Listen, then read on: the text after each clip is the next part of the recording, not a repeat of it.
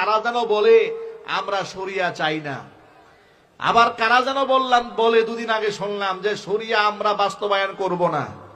এই ভণ্ডামি বাংলাদেশে চলবে না। মনে রাখবেন, আপনি নাম দেবেন ইসলামী দল আর আপনি বলবেন আমি শরিয়া করব না, তাহলে কি ঘোড়ার ডিমের জন্য আপনাকে ভোট দিবে মুসলমান? সারা জীবন তো এই চেতনায় বিক্রি করেছেন, কোরআন চাই, কোরআনের শাসন চাই, হঠাৎ করে মুখে শরিয়া চাই না কেন? এই ভণ্ডামি বন্ধ করতে হবে বাংলাদেশ থেকে। অবশ্য আপনাকে শরিয়া চাইতে হবে। শরিয়া মানে তো আল্লাহর আইন।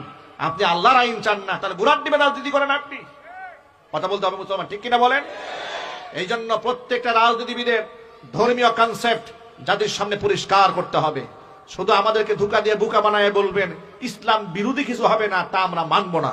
আমাদের কথা পরিষ্কার বলতে হবে, আল্লাহ যা বলেছেন সেটা বাস্তবায়ন হতেই হবে। ইনশাআল্লাহ বলেন। কোরআনের আইন কায়েম হোক আপনারা চান? কারা কারা চান?